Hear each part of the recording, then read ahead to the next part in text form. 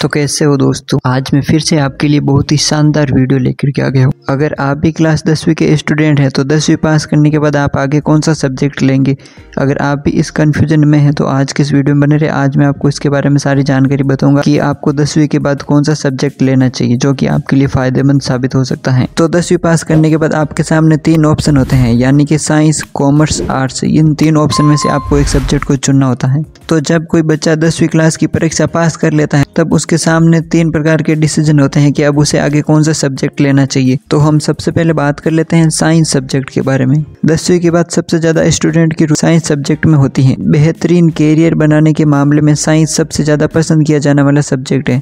अगर कोई बच्चा वैज्ञानिक, डॉक्टर या इंजीनियरिंग बनना चाहता है कि उसे साइंस सब्जेक्ट ही चुनना होता है। वैसे अधिकतर बच्चे गणित और साइंस से घबराते हैं, उनकी रुचि इसमें नहीं होती है, लेकिन जो बच्चे इन विषयों में बहुत अच्छे होते हैं उनके लिए साइंस बहुत इंटरेस्टिंग सब्जेक्ट होता है और कैरियर बनाने के लिए महत्वपूर्ण होता है।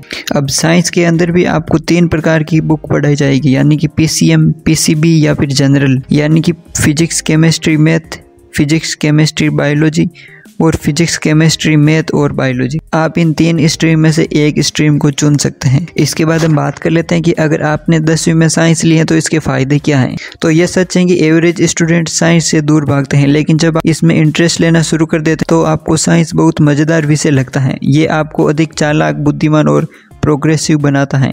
विज्ञान हम सभी को बहुत तरीके से काम करना सिखाता है, जिसकी वजह से हम बोर नहीं होते हैं। इंसान के शरीर से लेकर आसमान में चमक रहे तारों तक हर चीज की जानकारी विज्ञान ही देता है। आप सभी इस सब्जेक्ट के माध्यम से इन सभी की जानकारी प्राप्त कर सकते हैं। अब इसके बाद बात कर लेते हैं 10वीं के बाद अगर आपने कॉमर्स सब्जेक्ट ली है तो basically commerce subject banking, business, finance क्षेत्र में काम करने वाले स्टूडेंट इस सब्जेक्ट को ले सकते हैं। कॉमर्स सब्जेक्ट लेने के बाद आप चार्टर्ड अकाउंट यानी कि CA बनने का ख्वाब देख सकते हैं। कॉमर्स के फील्ड में पढ़ाई करने वाले छात्र ग्रेजुएशन करने के बाद MBA आदि कोर्स कर सकते हैं, जिसमें कि मैनेजमेंट के क्षेत्र में जॉब होता है। इसके बाद हम बात कर लेते हैं 10वीं के बाद आर्ट्स सब्जेक्ट लेने वाले। जिन बच्चों के क्लास 10वीं में कम नंबर आते हैं वे ही लोग ज्यादातर आर्ट्स सब्जेक्ट का ही चयन करते हैं। इसके अलावा जिन बच्चों को राजनीतिक, ज्योग्राफी आदि विषय पसंद है तो वे इस सब्जेक्ट को चुन सकते हैं। तो 10वीं के बाद अगर आप कोई डिप्लोमा कोर्स करना चाहते हैं तो वे कोर्स भी आप आसानी से कर सकते हैं। जी हाँ, 10वीं पास छात्र भी डिप्लोमा करने के लिए इंजीनियरिंग कॉलेज ज्वाइन कर सकते हैं। जिन बच्चों का नंबर 60% से ज्यादा होता है वे डिप्लोमा कोर्स किसी ब्रांच में जाकर के कर सकते हैं। पॉलिटेक्निक एक प्रोफेशनल कोर्स है, इसमें विद्यार्थी कंपनी ज्वाइन करके जॉब शुरू कर सकते हैं। शुरुआत में उन्हें 1-2 साल तक ट्रेनिंग दी जाती है,